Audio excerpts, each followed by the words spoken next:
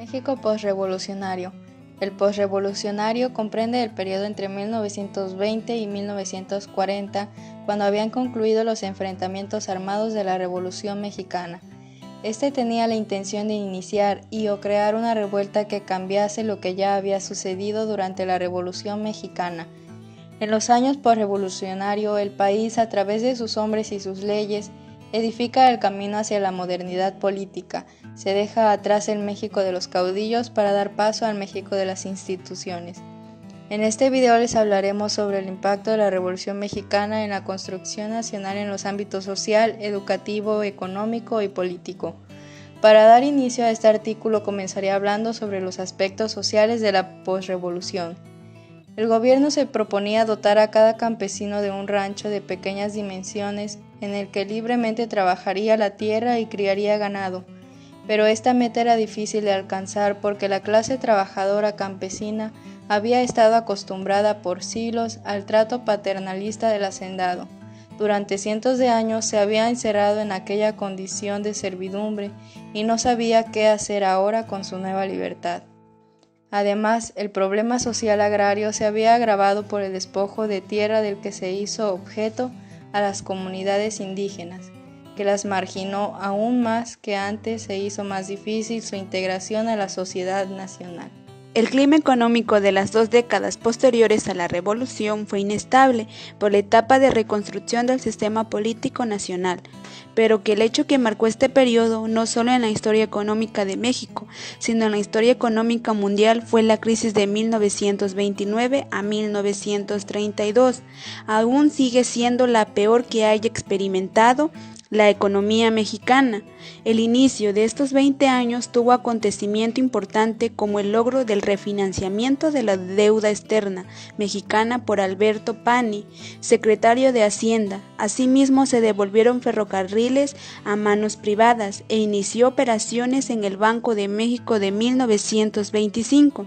La economía mexicana entró en crisis en 1927 debido a la contracción de las exportaciones, la agudización de conflictos como el religioso, el externo con Estados Unidos por el petróleo, el agrario y el político militar.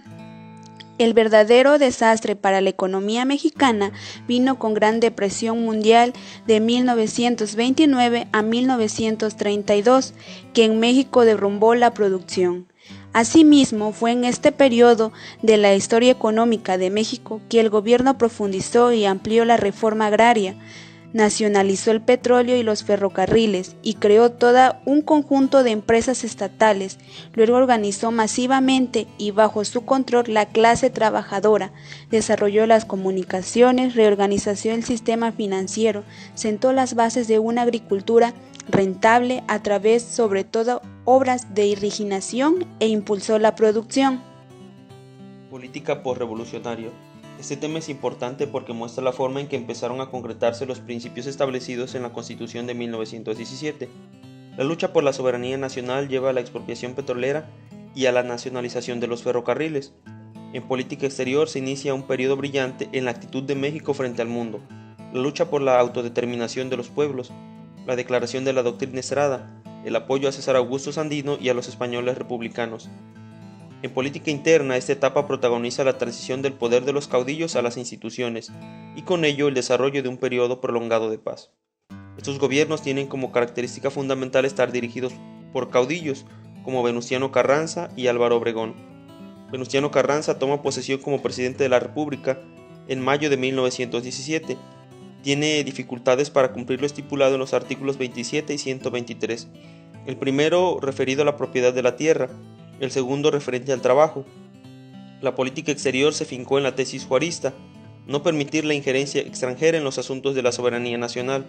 Al mismo tiempo, Carranza definió la posición mexicana de neutralidad durante la Primera Guerra Mundial. La posición de neutralidad de inquebrantable le valió a Carranza el reconocimiento condicionado de Estados Unidos a su gobierno al término de la guerra. Del caudillismo a la política institucional, 1925 a 1940, gobierno de Plutarco Elías Calles. Entre los aspectos sobresalientes de su gestión se encuentran que integra un gabinete plural, obregonista, como Alberto J. Pani y Aarón Sáez. En política monetaria y crediticia, establece el Banco de México. el Banco de Crédito Agrario y la Comisión Nacional Bancaria. Les hablaré sobre el ámbito educativo, el cual tuvo grandes cambios en la educación de México.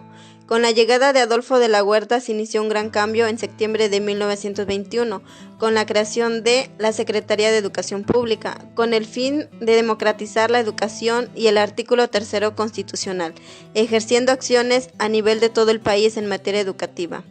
Para José Vasconcelos fue importante dar a conocer, por medio de la expresión artística, la lucha del país en la Revolución y plasmar murales en los patios principales de la SEP por grandes artistas de aquella época, con el objetivo de sensibilizar al pueblo mexicano y dar a conocer por medio de sus obras la historia a todo el país.